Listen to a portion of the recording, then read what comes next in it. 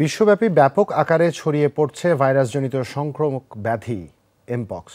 সংক্রমণ রোধে চলছে ব্যাপক তোড়জোড়। কন্টাক্ট ট্রেসিং, আইসোলেশনের পাশাপাশি বিমানবন্দরে জোরদার করা হয়েছে নিরাপত্তা।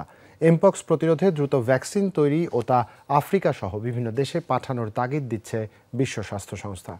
সিলন ফ্যামিলি ব্লেন্ডের কড়ালিকার আর সতেজ স্বাদের পারফেক্ট ব্লেন্ডে স্বপ্নেরা মেলুক টানা। করোনার মতোই উদ্বেগ ছড়াচ্ছে আরেক প্রাণঘাতী ভাইরাসজনিত রোগ এমপক্স।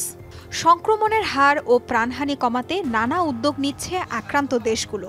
চিকিৎসকরা বারবার ভ্রমণকালীন সাবধানতা অবলম্বনের পরামর্শ দিচ্ছেন। দ্রুতই বিশ্বজুড়ে ভ্যাকসিনেশন প্রোগ্রাম চালুর তৎপরতা চালাচ্ছে বিশ্ব স্বাস্থ্য সংস্থা WHO। পাশাপাশি ভাইরাসের সংক্রমণ রোধে গবেষণা এবং সঠিক চিকিৎসা পদ্ধতির উপর জোর দেওয়ার পরামর্শ সংস্থাটির।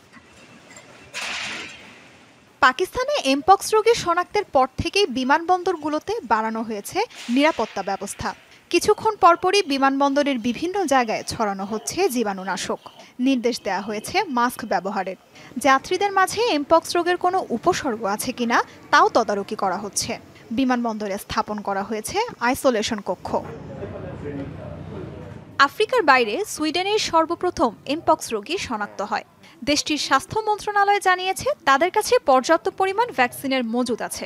এছাড়া আইসোলেশন এবং সচেতনতার উপর বিশেষ গুরুত্ব দিচ্ছে সুইডেন।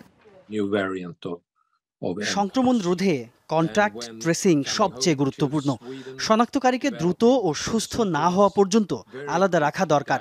সুইডেনে প্রথম এমপক্সে আক্রান্ত রোগীর চিকিৎসা চলছে। তার দেহে ভ্যারিয়েন্ট ক্লেড 1B শনাক্ত হয়েছে। আইসোলেশনে রেখে তার চিকিৎসা চলছে। সুইডিশ নাগরিকদের দ্রুত ভ্যাকসিন নেওয়ার নির্দেশ দেওয়া হয়েছে।